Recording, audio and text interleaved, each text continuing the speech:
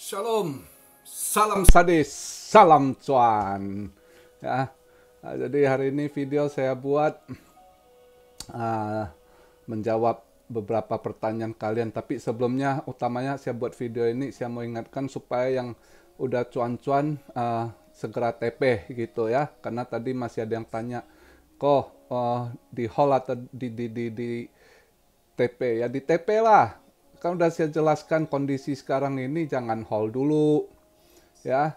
Kita bisa scalping cuan-cuan udah oke, jangan hold ntar nyangkut. Kalau mau hold koin, mau invest panjang, nanti waktu beris koin jatuh murah ya kan. Nah di situ baru kalian serok untuk simpen staking lama. Nah sekarang yang sangkut-sangkut nunggu ya kan, nunggu mudah-mudahan kalau dia kapan murah. Terus ada yang tanya beris kapan. Yang nggak tahu pastinya kapan. Sekarang semua permainan berubah ya, nggak ada pasti. Ya, jadi kita ikut arus saja. Para paus, para pemegang kendali ini ya, siapa yang punya duit paling besar, mereka yang atur permainan game ini. Jadi kita ikuti aja. Ya, jadi bisa saja masih jalan terus sampai tahun depan, mungkin dia main, dia setel ya kan. Bitcoin di kisaran 40-50 jatuh lagi ke 30-20 dinaikkan lagi, begitu terus bisa saja, tergantung mereka. Sekarang kan semuanya, kalau orang Batak bilang hepeng nah mengatur negara ya kan. Nah, uang ngatur negara kan. Nah ini juga duit ngatur Bitcoin gitu kan, ngatur market.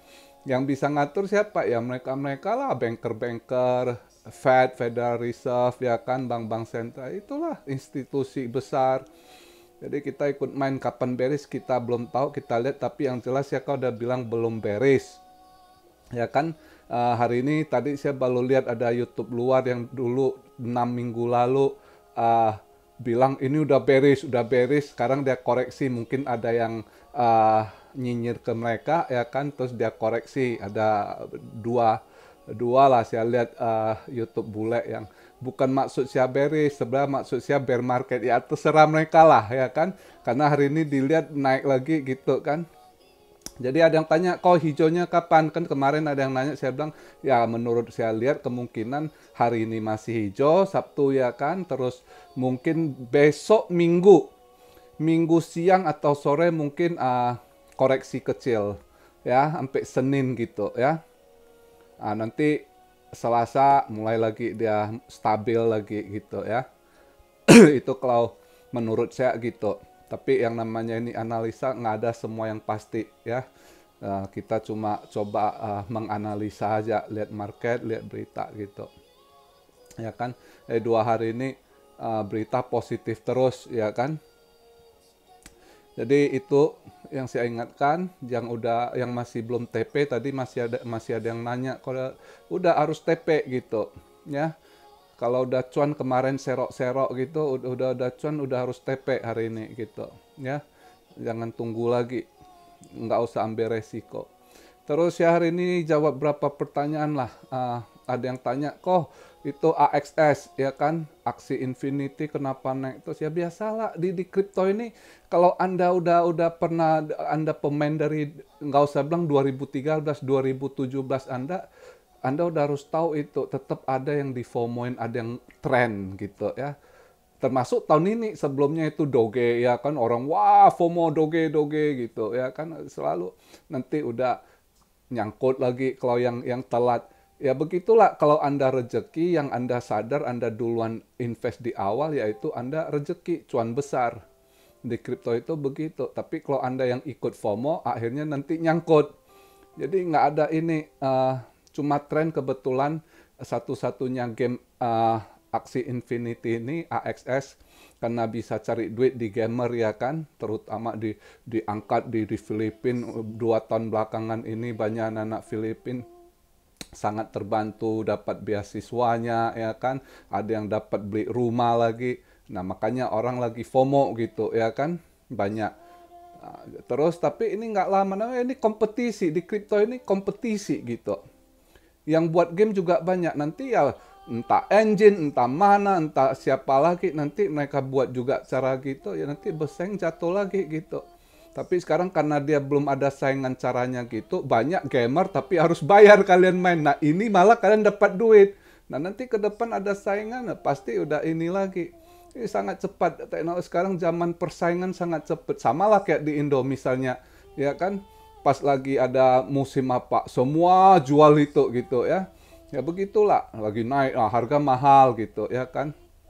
Ya gitu, jadi kok kenapa nggak ada heran cuma trendy itu ya. Sementara ya NFT juga agak naik dikit karena dia game dari NFT juga kan. Nah maka itu saya setengah tahun lalu saya suruh kalau subscriber lama udah tau ya, lama udah tau saya selalu suruh belajar, bukan belajar cari cuan di sini aja. Kalian kok anak-anak muda selalu saya ingatkan, belajarlah blockchain, belajar NFT gitu ya. Entah Anda seniman atau itu bisa entah Anda musisi, itu NFT itu future gitu. Banyak yang bisa kalian pakai gitu ya, karena di situ NFT itu dia punya token itu ya, dia ada seperti QR code-nya gitu yang nggak bisa di-copy, maka disitulah harganya. Nah, kedepannya itu misal Anda musisi, Anda buat dia punya ini dipakai NFT itu nggak ada orang bisa niru gitu ya, karena dia punya kode di tokennya seperti QR code itu nggak bisa di copy, nggak bisa ditiru gitu ya. Jadi kedepannya itu NFT itu sangat berkembang, bukan kalian lihat lukisan-lukisan saja yang mahal, enggak, itu banyak ya. Di gamer NFT-nya gitu ya kan, di musisi, di art ya, namanya dia art digital itu sebenarnya. NFT itu lebih banyak di ini. Nah kalau kalian yang anak-anak smart itu, kalian kreasi art digital ini dan kalian bisa sosialisasikan jadi konsum sosial gitu, wah itu kalian cuan besar gitu. Entah itu apa, Anda carilah, entah itu melalui uh, lukisan kayak Anda punya kemampuan masing-masing lah art kalian ya kan. Entah itu dari musik, musisi Anda dari musik kan sekarang ada tuh audios gitu ya. Itu bagian musik. Itu banyak ke depannya itu. Jadi sebenarnya anak muda kalian mau cari duit, pelajarilah gitu.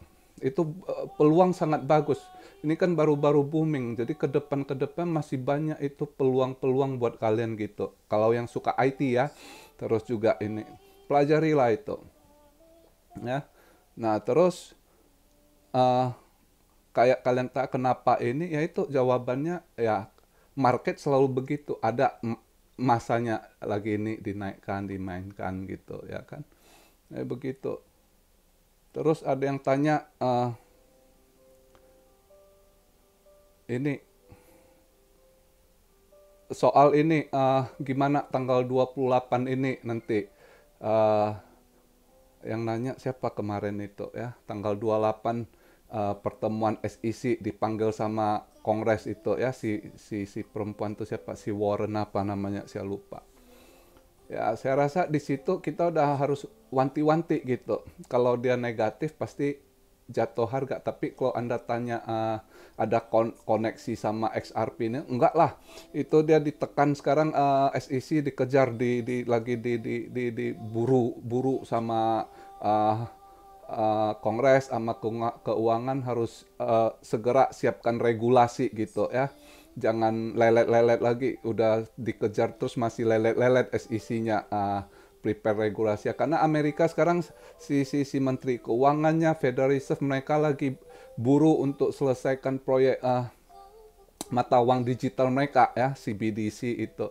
Karena sekarang ini yang terjadi sebenarnya sekarang ini perang stable coin sekarang. Makanya stable coin lagi ini kan. Ini lagi kan saya udah pernah bahas soal stable coin, kenapa stable coin penting, itu melambangkan mata uang. Kalau dia bisa kuasai global currency, berarti Anda sama aja kayak US dollar, menguasai lagi gitu global ya. Maka perang currency itu di stable coin begitu. Oke. Jadi itu aja berapa pertanyaan penting yang kalian jawab, kalian tanya saya jawab ya kan. Kalau soal yang sangkut-sangkut nggak usah tanya lagi, udah berapa kali saya bilang kalau sangkut nggak ada jalan. Kalau kemarin down kalian bisa average down, kalau nggak ada modal ya kalian staking dulu biar ada passive income gitu aja. nggak ada choice, nggak ada pilihan. Ya, kalau yang sangkut-sangkut yang kemarin di bulan 5, bulan 6, bulan 7, ya kan, bulan 5, bulan 6 lah yang parah, yang banyak sangkut. Itu di stacking gitu. Nunggu keadaan berbalik gitu ya, ke bull lagi gitu. Cuma bull, saya jawab, ada yang nanya, kok di end of the year Bitcoin bisa sampai 100 keren nggak? Nggak, saya nggak yakin. Karena sekarang udah beda para uh, analisa dari para uh, expert kripto, saya yakin melenceng. Mereka boleh expert di kripto, tapi kalau sekarang sudah masuk para ahli keuangan, para banker, orang-orang Wall Street, termasuk Federal Reserve, udah mereka kontrol harga. Maka kenapa ETF? Seperti saya ceritakan GBTC kan, banyak orang bilang, oh GBTC itu berupa saham. Saya kalau bilang bukan, ceritanya awalnya target mereka mau dijadikan ETF. Ternyata benar, berapa hari lalu kan Grayscale umumkan mereka akan buat GBTC jadi ETF. Itu udah mereka, saya udah tahu, saya udah kebaca. Jadi bukan saham, ETF sama saham itu beda ya, nggak sama gitu.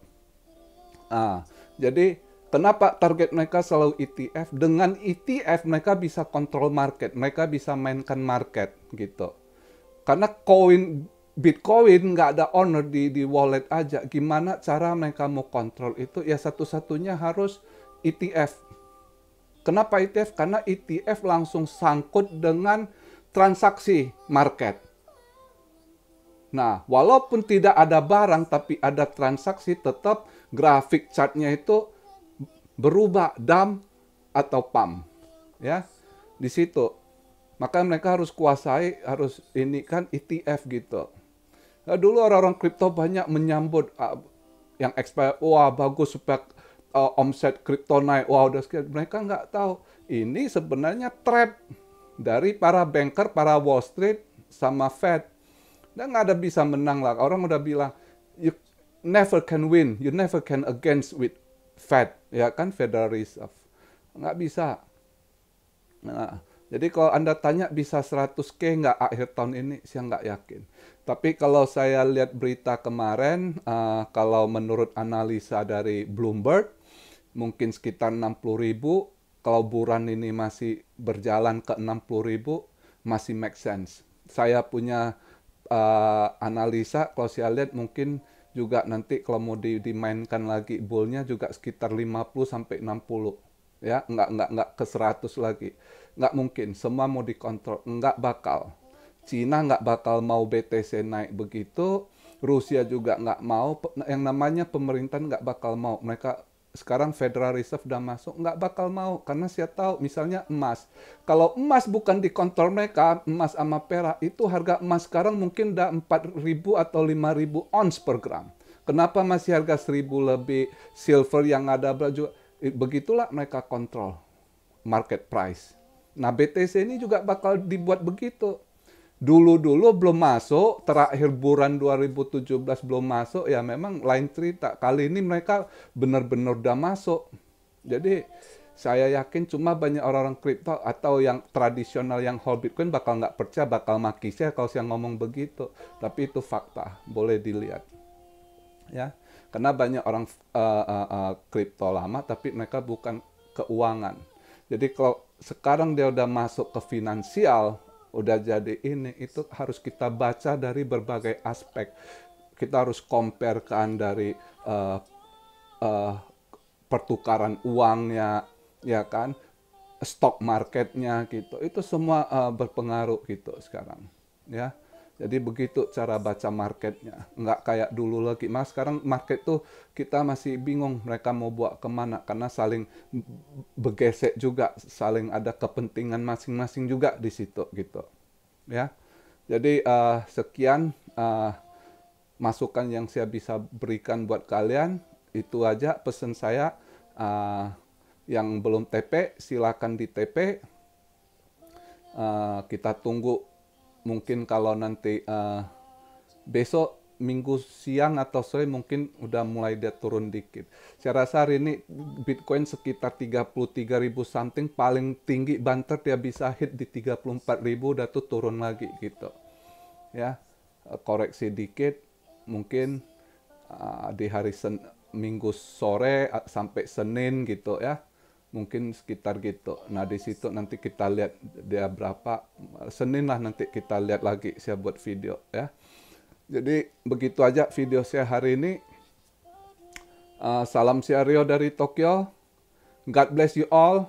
Be blessed, be blessed, be blessed, be blessed. Immanuel, haleluya.